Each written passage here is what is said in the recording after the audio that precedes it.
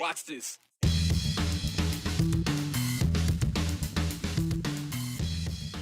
Pet owners have been using CBD products to help with man's best friend's medical issues for years. And if you've been picking it up at the neighborhood pet store, well, you may want to find a new place to shop because the state of Idaho is cracking down. Much like that first pumpkin spice latte of the season, the first political ad of the election season has us wanting to cuddle up with a good fact check. First up, Senator Mike Crapo. Political figures are not new to the covers of national magazines, even those from Idaho. But it's been a while. The latest, a Boisean who was just as surprised as anyone to see himself covered in Time. Well, hemp has been gaining ground literally and figuratively in the gem state. In 2021, the Idaho legislature passed House Bill 126, which legalized the production and handling of industrial hemp here in Idaho. Before that, you couldn't even drive it across state borders. So baby steps, because that new law, well, it didn't say you could sell that hemp in any form in the state of Idaho. Just, you want to make ropes or soap or even soap on a rope. Yeah, you couldn't really do that. You could just grow it and then send it somewhere else. Meaning CBD oil with any amount of THC, the part of the plant that makes you high, well, that could not be sold in Idaho for human consumption either. Pets, that's a different story. If you have a pet with anxiety or suffers from seizures, and you give them CBD products to help with that, well, then you might be interested in what Michelle asked us this morning. She said, do you know why the Idaho Department of Agriculture stopped selling or the sale of pet CBD and hemp products? Lots of pet owners like me would like to know. Well, Michelle is right. The FDA does not recognize hemp-derived products as legal animal feed ingredients. So to remain consistent with the FDA, the Idaho Department of Agriculture is asking businesses to remove animal CBD products from their shelves. And they have until November 1st to do it. Here's Andrew Bartline. Where Boise pet owners shop for the latest toys and treats, Bark & Purr begins by selling a countdown to when some of the shop's most desired products It's a hip and joint oil. can no longer be sold in the state. These products will be illegal to have on our shelves, so we will be pulling them as of November 1st. Even though Jennifer Willett has had these products on her shelf Yep, just a treat. Yep. for 5 years. So these act as a painkiller. What does it do for the dog exactly? It just helps to alleviate pain. It helps with anxiety. People use it for the 4th of July.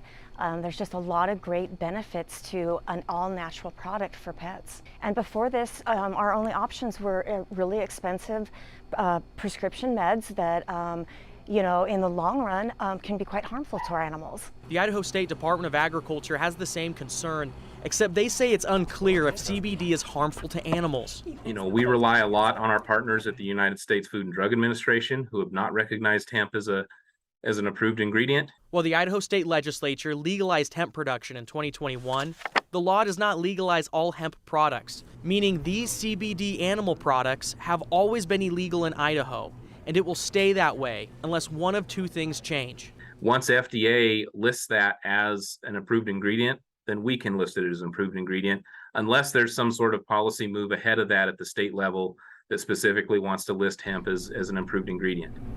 Which is why Bark & Purr is trying to make their voice heard at the State House, Oh, and this is the... Yes, this is the petition. where anyone checking out with a hemp product is encouraged to ink their name in support. I'm going to be really disappointed. It's a cause Debbie Holleran is fully behind, because she says this bottle of hemp-enhanced oil changed her dog's life. And it really did wonders.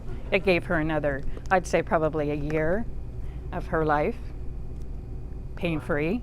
Debbie's German Shepherd has since passed, but she says her new golden retriever, Maddie, is already having hip problems. And so I decided to give this a try with her, even though she's not an older dog. And it's really helped her with her movements and really being able to get around.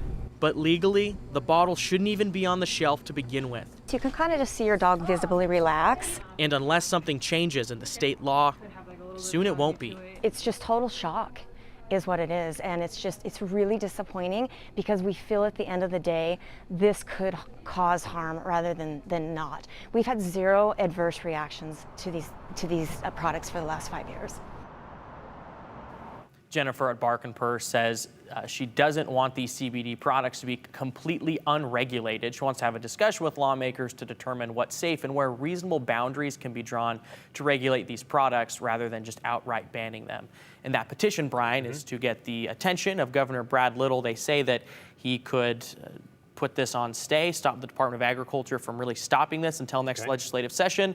And at that point, they want lawmakers to start drawing the lines on how they want to regulate this. And I was surprised to hear how many pet owners actually use this stuff for their pets and for all the various ailments. But I would like to know, I wonder how many legislators have pets and actually use this product or these products for their pets for anxiety and for seizures, because like I said, it's more common than I believed it was. Yeah, and a lot of people are going in and out of the store today. Yeah. A lot of people were checking it out, looking at it, and they say it's not a huge part of their business, but it is a consistent part of their business, and people go there regularly to get these products. All right, thank you very much, Andrew. We'll keep track of that.